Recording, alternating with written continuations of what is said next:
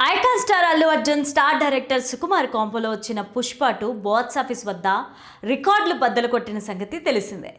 ఈ మూవీతోనే Bunny pan India స్టార్గా ఎదిగారు. తాజాగా పుష్ప 2 ది రూల్ జపాన్లోనూ రిలీజ్ కానుంది.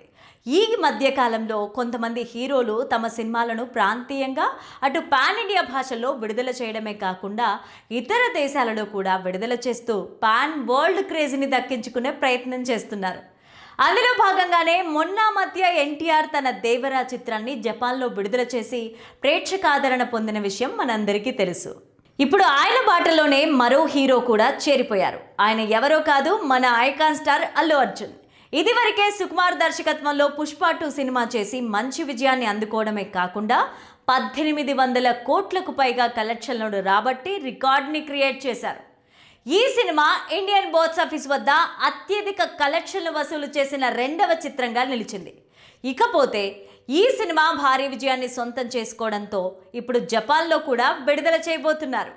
ఈ మేరకు జపాన్లో ల్యాండ్ అయిన అల్లు అర్జున్కి అక్కడ జపాన్ అభిమానులు ఘన స్వాగతం పలికారు. ఇందుకు సంబంధించిన ఫోటోలు కూడా సోషల్ మీడియాలో వైరల్గా మారుతున్నాయి.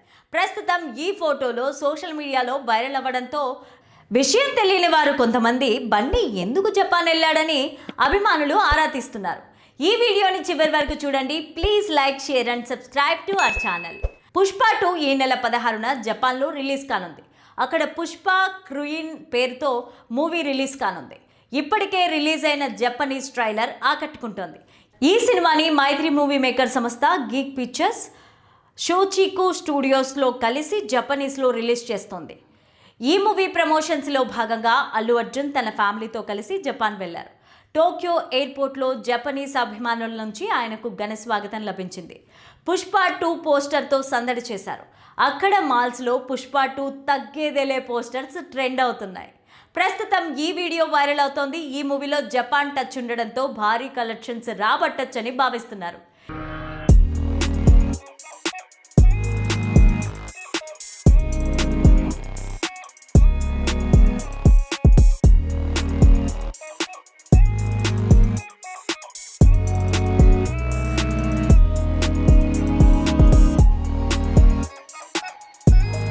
ఎర్రచందనం స్మగ్లింగ్ ప్రధాన అంశంగా తెరకెక్కిన పుష్ప ఫ్రాంచైజీలో వచ్చిన 2 మూవీస్ కూడా బాక్స్ ఆఫీస్ వద్ద సంచలన విజయం సాధించాయి. గతేడాది 2024 డిసెంబర్ 5న ప్రేక్షకుల ముందుకు వచ్చిన పుష్ప 2 వరల్డ్ వైడ్గా 1831 కోట్ల గ్రాస్ వసూళ్లను సాధించింది. ఈ మూవీలో బన్నీ సరసన రష్మిక మందన హీరోయిన్గా నటించారు. పుష్పరాజ్గా బన్నీ, శ్రీవల్లిగా రష్మిక తన నటనతో అద్దరగొట్టారు. Young beauty Sreeleela special song చేశారు. వీరితో పాటే రావు రమేష్, జగదీష్ బండారి, సునీల్, అనసూయ భరద్వాజ్, తారక్ పొన్నప్ప, జగపతి బాబు తదితరులు కీలక పాత్ర పోషించారు. ఈ మూవీని సుకుమార్ రైటింగ్స్తో కలిసి మైత్రి మూవీ మేకర్స్ బ్యానర్ పైన నవీన్ ఎర్నేని, వై రవిశంకర్ నిర్మించారు.